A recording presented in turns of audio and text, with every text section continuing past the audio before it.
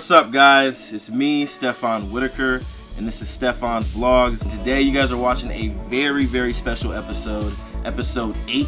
Basically, I've been wanting to do this thing for a while where I really talk about all the different equipment that I use, all the software that I use and stuff that I edit with. Kind of take you guys down the path of some of the things that I use in development, pre-production, production, post-production, mainly production and post-production side. So this is the first episode of the 2 special episodes. This is called hardware.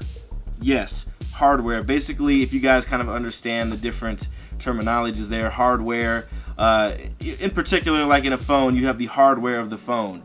You have basically what the design looks like on the phone and all that kind of stuff, and then you have the software, all the internal stuff, the stuff that makes everything tick. I hope you guys like this episode. I'm going to be breaking down all of the different equipment that I use from I guess the different kind of topics or different kind of subjects that I'm speaking about.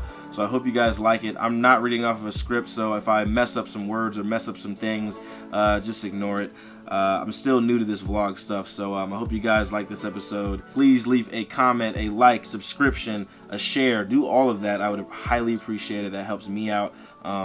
Plus, I think other creators and people who are interested in filmmaking and stuff will like this kind of content. So please like it. All this stuff is going to be down in the description box below with Amazon links, so you guys can actually go ahead and buy some of this stuff. So yeah, let's go ahead and get started, shall we? So the first thing we're going to start with is stabilization. Stabilization is basically what kind of holds the camera stable so I don't get a whole lot of shakiness and stuff like that. I want to start off with the very first thing that is on my stabilization list, and that is my Targus tripod. So this tripod I got, I think I got this tripod when I was living in Florida, when I was going to film school. And I gotta say, it's been a pretty great tripod. It only really works with DSLRs. It is a smaller tripod, but there is some things that I really do like about it. The tripod head can actually extend a little bit. It can extend upwards.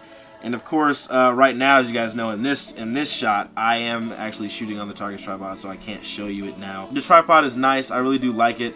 I haven't really, I haven't used it a whole lot in so many shoots. Sometimes I don't really want those still kind of shots, but there has been a lot of little projects recently where I have been using the tripod a lot more. Definitely when I get a bigger camera, I definitely do want to get a different tripod as well. I mean, the Targus tripod is a small, kind of skinnier tripod, and it can only really fit DSLRs, but it is a great piece of equipment, and it's always essential to have a tripod in your kit. So the second piece of equipment is this. This is my newer shoulder rig. As you can see, it's pretty locked out right now. It has a lot of stuff on it. I've used this thing to death. I think this is really one of my, I think I got this probably not too long after I got my very first tripod, which wasn't the Targus tripod, by the way.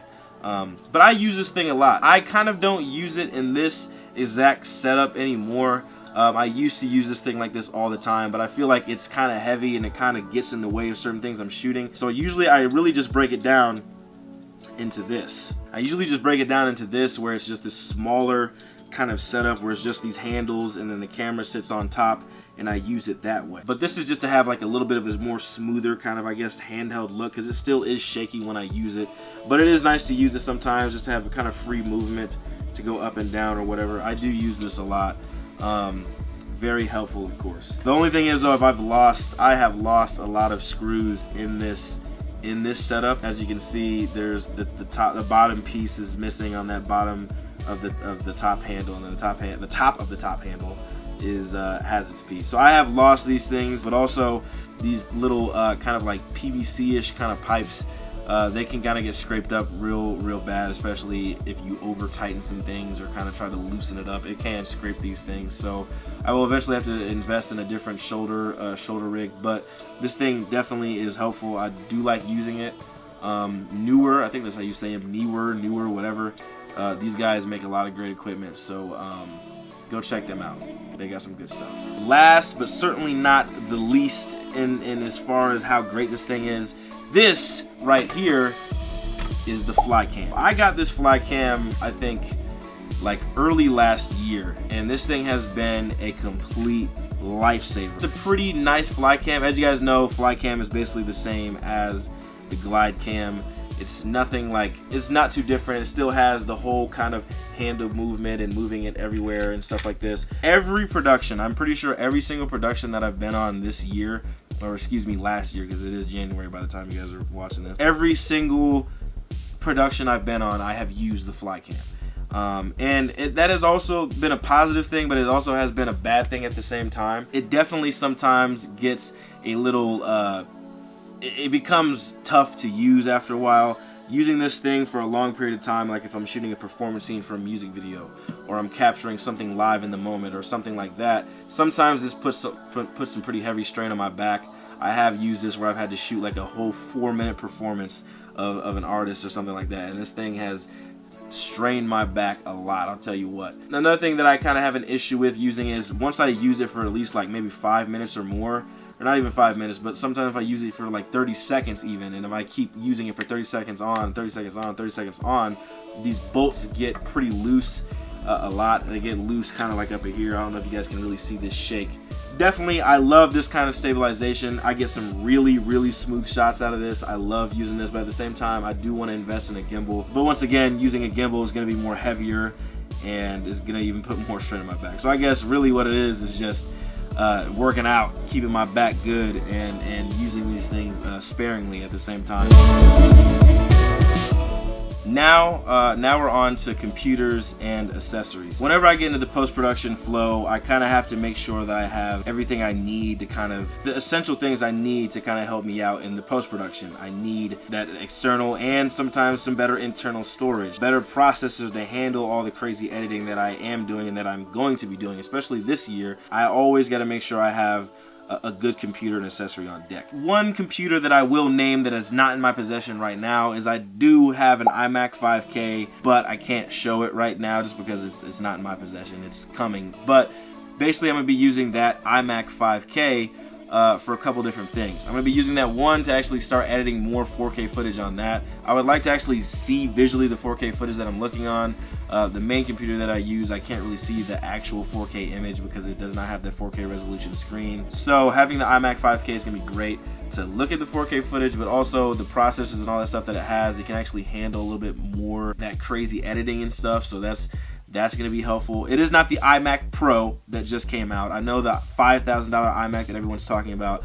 I don't have that. I didn't order that one. I'm going to be using the iMac mainly as like my main desktop editing system, so all of the bigger projects will be probably more edited on the iMac, so I'm super excited to get that. Now anyway, on to my actual laptop, or my actual kind of computer that I use now is the MacBook Pro, and yes, that is my logo on the MacBook Pro. This is the main computer I use. I got this MacBook when I went to Full Sail. Full Sail provides specific students or specific degrees with the MacBook Pro, the 2013 year I think it is. I have used this thing to death, like for real. Like this thing is pretty much, I'm telling you, it's probably on its last like couple legs. I'm not even lying. I have used this thing a lot. This is what I edit on daily. This is what this video is edited on. This is what a lot of my productions and different projects that I do are edited on. It is mainly edited on the MacBook Pro. Now that I'm gonna have my iMac, I'm gonna be using this basically as like a travel thing.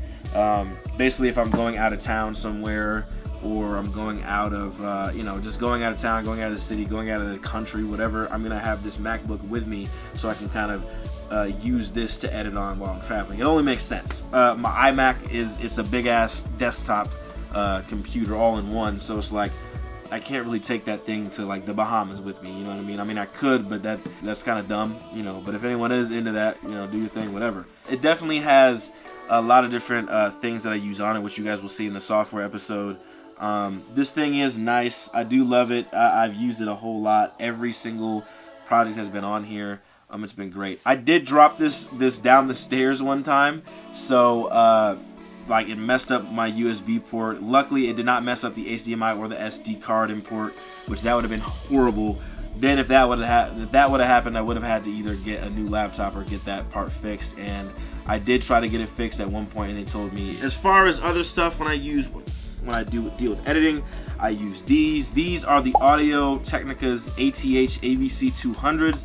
I just got these not too long ago. These are some pretty decent headphones, I'm not gonna lie. They're not amazing, but they are decent. I bought these for really cheap, and when you hold these headphones, you can tell they feel a little cheap-ish. Like they are completely plastic. You know what I mean? They do not fold. They're kind of just upright and everything. I do like these though. I did buy these because I wanted to have a better, like, something with better audio instead of just the in-ear headphones that a lot of people use. I need to hear it when I'm editing, especially music videos or trying to sync up a couple things, just hearing different audio. It gives me good enough audio to where I can hear it and it's not an issue. And they fit on my head pretty decent, you know what I mean? I can adjust them a little bit. You know, these things move upward and stuff. But yeah, these things are not bad. I like them. And this is probably one of the biggest things and one of the best things about the accessories that I have for when I'm in post-production. And it is this, the Lacy hard drive, 4 terabyte hard drive, USB. This thing has saved my life ever since I really started doing this professionally. This thing is God. I love this thing. When I came back from Florida, from film school and everything, I needed some more storage. I needed more storage because I had all of the Full Sail stuff on my laptop, plus all these different projects. I had to have an extra external hard drive to kind of keep things in a better flow. And definitely this has saved my life. It is like travel proof. I mean, it has like this little orange thing on it around it, which stops it from compacting, so I could drop this, you know, hard, and like this thing actually will withstand it. I mean, it's pretty compact proof, honestly. It's amazing. It is 4 terabytes, so 4 terabytes is a lot of space. I have used about 2 terabytes of files on this hard drive, so if I were happen to lose any of this, or this was having to get corrupted, that would suck, because basically everything is on here. Usually what I put on my hard drive, I usually just put projects that need to be finished or extra footage or something like that. You guys will see in the software episode what I use for this. But this thing has saved my life. I love using this thing. This thing is amazing. Definitely probably the best accessory I have gotten for my office and my post-production setup. This has definitely been the best piece of equipment or just tool that I have. So bonus thing I forgot to show. This is my laptop cooler. I got this from my laptop. It is a 6-fan cooler, so I can go up to 6 fans here. If you look below over here, these are all the different fans keeping my laptop cool whenever I use it. It's pretty nice. Hooks in via USB cable, as you guys can see. And then once you plug it back in, it turns on, it instantly goes to 3 fans starting off, and then you can continue to open it up. So pretty nice. Decrease, turn off, turn back on. Pretty cool. Very good accessory for my laptop. Now we're on to lenses. So we haven't hit cameras yet. Cameras, of course, is the last thing that I'll get into, but now we're on to lenses. We're on to what makes the image, what produces my image. I have 4 different lenses. The lens that you're seeing right now is a Canon 18 to 135 millimeter lens. I will say that that lens was the first real lens that I actually started using once I actually got my DSLR. I do love that lens. I do love the kind of different variable focal lengths that it gives me. Dude, I haven't really used it a whole lot, and the reason why I haven't used it a whole lot is mainly because that it does not have the greatest aperture, honestly. But it is a nice lens. I do like from going from super wide to pretty much super telephoto, so it is a great lens. I usually use that lens when I'm doing some documentary work or if I was doing like a live kind of thing. But sometimes it's good to have just so I can switch up focal lengths on the fly instead of having to worry about one primary focal length and having to switch out a different lens on the camera. It is a great lens. I do love it. I don't use it as much as I had in the beginning, just because now I have other lenses that are a lot better in my opinion. So it is a great lens though. For my second lens that I use, not as much, but I have been using a whole lot more, is my 55 to 250 millimeter lens from Canon. I gotta say, this lens has kind of surprised me. When I first got this lens, I did not use it a whole lot, mainly because I wasn't necessarily a huge fan of like telephoto lenses, I guess. I wasn't really big into that. I was mainly more into like the more wider lenses and stuff that could really produce a great shallow depth of field. And I gotta say, this lens surprised me because it has a decent depth of field that it has, and plus, like, I love the narrow kind of image it can give me when using a telephoto lens. Plus, going from 55, which is still borderline close to being telephoto, and then going from 250, yeah, I mean, this thing has worked. I've been using this a lot when I do close-ups or stream close-ups. Once again, though, I do only use it in particular situations. I did use it a lot for documentaries sometimes, but now I've been finding myself using it a lot in commercials or music videos or stuff like that. So this is definitely a great lens. My second favorite lens that I use is this guy, the Nifty 50, the 50mm from Canon 1.4. This lens has been amazing to use. This probably has the best aperture out of all the lenses that I do have. Of course, 1.4. That's super. I can open up the aperture super wide. I mainly use this a lot for photography. I've seen a lot recently. I think this lens produces the best photography in my opinion. You know, especially when doing portraits, this is the lens I use a lot. I have used it in a lot of different productions, music videos, commercials, and stuff like that. I haven't really used this a whole lot video-wise. Sometimes I don't really go to this lens as much. It is a great lens, of course, for video as well, but I really feel like this is a better photography lens, in my opinion. I don't know why. I've used it a lot with photography, and I've gotten some great images out of it. I get some great images in video, too, but I guess I just don't use it as much for video. It creates the best depth of field, the shallow depth of field with this lens. So if none of you guys have this lens, it is worth it. Pick it up. It is like an amazing lens. My favorite lens of them all is this, the Rokinon 16mm cinema lens. Yes, this is my favorite lens. Why I love this lens is simple. I am a fan of those wide shots. If you guys have seen The Revenant or Birdman, Chivo, Emmanuel Lubezki is my favorite cinematographer of all time. I love his wide shots. Of course, his wide shots are not filmed on this particular lens, but just the idea of having those wide shots and kind of having that kind of perspective is what I love the most in cinematography, and this is why I had to get this lens. This is actually the last new lens I've bought and the only lens I have from Rokinon. I definitely love all of Rokinon lenses. I have kind of dabbled and used some of those other ones like the 35mm, which I believe is probably the best out of that entire lineup. The 16mm works amazingly. It has a t-stop of 2.2, I believe. Yeah, 2.2 t-stop. It is an amazing lens. I use this lens on every shoot. There has not been a shoot this year, or since I've gotten this lens, there has not been a shoot that I haven't used this for. I always feel there is a need for wide shots. I do plan on getting more of the other Rokinon lenses, just because, the cinema lenses are great. And I think using this lens with the camera that I have, my main shooter, it really does create a better look than I think than any of the other lenses. Not only that, but these lenses work really good with those top tier cinema cameras like a Red or an Ari. These lenses really enhance great footage, and they are cheaper cinema lenses than usual. Canon cine lenses are going to cost you like $4,000 for one lens, so these are a cheaper alternative. I will link these down below. I think if you're a filmmaker who really wants to get into more of a cinema look, a cinematic look, I think the Rokinon is great. Now on to the final thing that everybody's been waiting for. Cameras. So cameras is definitely something that I look into a whole lot. I would honestly say the technologies of cameras and stuff like that is a pretty big primary reason why I'm a filmmaker as well. I love cameras, and of course, I just love all that stuff. I love learning about the specs of cameras. So I have a few different cameras that I use. And of course, the one that you're seeing me on right now, this is a Canon T5i DSLR. So I got this camera I think maybe going into my second year of Full Sail, and I gotta say, it has held me down for a long ass time. It has held me down, which is crazy. I think this camera's been through a lot. I've used it on every single project.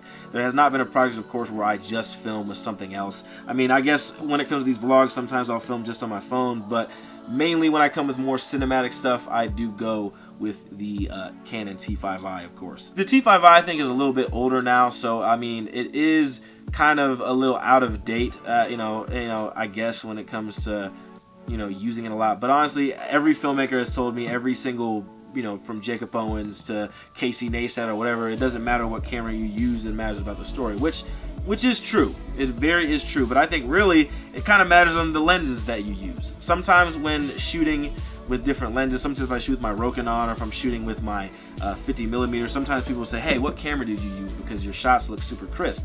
Well, the Rokinon, it's cine lens. It really enhances the camera a lot. I always use 24 frames per second when I'm shooting with it. It does have a 60 frames per second option, but it shoots only in 720. I have used that option a lot, but at the same time, I do not like using it because 720 to me is not the greatest resolution, and for having 60 frames per second, it would be nice if it could be 60 frames per second in 1920. I think this camera is a great balance of photography and a great balance of video. It's a DSLR, it's small form factor, I can kind of move around with it, which is great, so I do love that. One thing I also love about the camera is it has the articulating screen.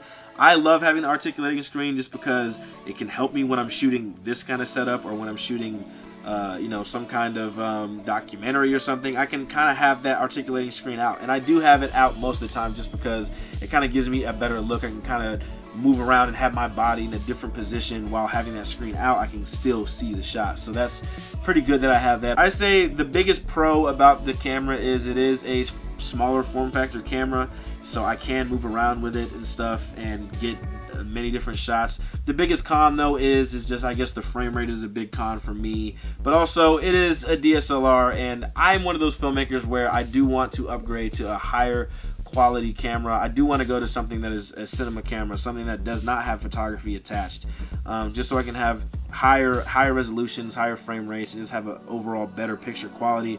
But honestly, this camera has held me down for a long time. I probably will still be using it even if I did get a new cinema camera. It is a good camera, it's held me down, so I do love it. I can't complain. The next camera that I want to show is actually my phone. This is the iPhone 10. I just got this not too long ago. I love this phone. I love this phone. I was a pretty big Android guy before I actually moved all into Apple.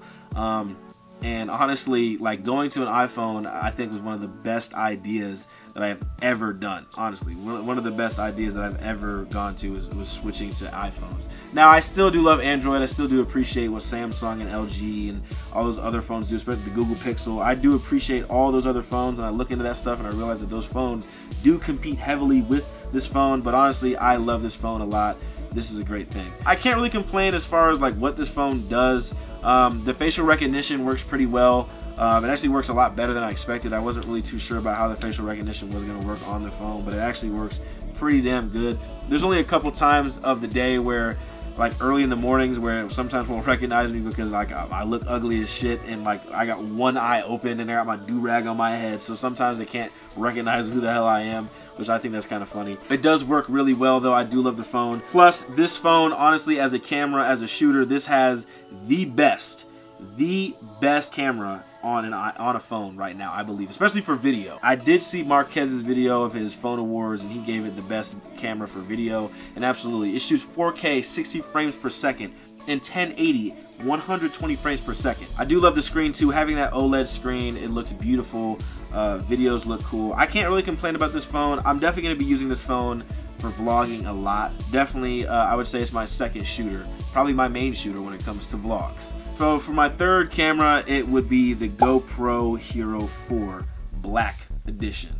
So I have, honestly, I have not used this camera a whole lot for a couple different reasons. One is I'm not necessarily a huge fan of GoPro cameras, to be honest. I'm not really a big fan of these cameras. These are great cameras, of course, for action cam and getting specific shots, getting that point of view and everything, but I just haven't gotten around to really using this for a lot of actual productions for clients or productions for, you know, personal projects or anything. I haven't really used this thing a whole lot. What I usually use this thing for is I have a head mount that I use. The head mount I use basically whenever I know that I'm going to be shooting behind the scenes commentary content, which you guys can check the link down below or up top, wherever it's at. I have only done one BTS commentary, of course, but I do use this particularly for that. It's a great camera. It does shoot 4K, I think 30 frames per second. I know that the GoPro Hero 6 does 4K at 60 frames per second, which is great, but I've kind of heard a little negative stuff on the GoPro Hero 4. I don't think I would. I think I will upgrade probably eventually. Probably get a Hero 5. I don't know about a Hero 6, or I'm kind of interested in that GoPro Fusion. I think having a 360 camera would actually be kind of cool. So getting that GoPro Fusion, I think that's what it's called, would be nice to have. This, yes, the DJI Phantom 4, also known as Albatross. I use this thing. I got this thing literally, I would say, just about a year ago now. So by the time you're watching this, I think I got this like after Christmas, like a couple days after Christmas. And man, this thing has changed the game of how I do productions and how I go about shoots. I have used this thing a lot in 2017. In 2017, I used this damn near for, I would say, about 90 to maybe 85%, 85 to 90% of my productions were used with the Albatross. I have used this thing so much. I love aerial footage. It really, to me, it really enhances production quality a whole lot. It's great for establishing shots. It's great just to show your environment. It is an amazing piece of equipment. Whenever I use the drone, I am usually shooting in 4K, and sometimes I'll export down to 1080 just to have a sweeter footage in 1080. It is a great camera. I love it. It's going to be used in a lot of different projects this year, which I'm excited about. I haven't really used it in the vlog yet, so I guess I'll have to put some footage here in the wintertime. Why not? Here you go.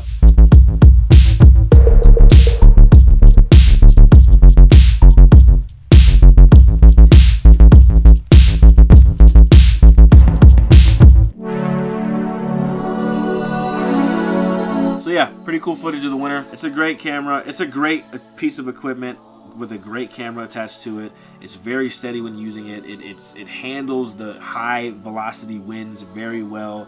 It can go very fast. I use the sport mode only really for specific things.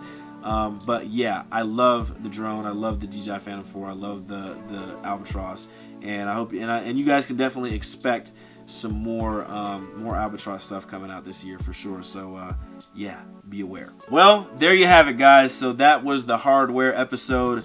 I hope you guys like this episode. I know that it's super unscripted and I'm just rambling on about a whole bunch of random shit. I hope you guys do love it though. The software episode is going to be longer and going to be a lot more in depth of what I use when I'm in post-production and kind of all this stuff that I have on my laptop and on my phone. So I hope you guys do enjoy that episode as well. Once again, guys, I put out episodes every Friday at 3 p.m. Now I'm on the ball where I have to put out episodes where I actually have to shoot things now every week and then put them out on Friday at 3 p.m. Eastern time. I have to do that now. All the episodes that I had before, but like from episode 1 to 5, all that stuff was already edited, so they were already ready to be put out. Now I actually have to shoot the stuff, edit the stuff, color the stuff, and put it out. So yeah, I'm definitely giving myself a pretty productive week every single week. Remember to like, comment, subscribe, share the episode with all your people. I would appreciate it highly. Thank you guys for watching this episode. The software episode comes out soon, or the link is somewhere around here because you might be watching it at a different time. So please like, comment, subscribe, share, and remember, at SW Films, every vision is made with cinematic excellence. So peace out, guys.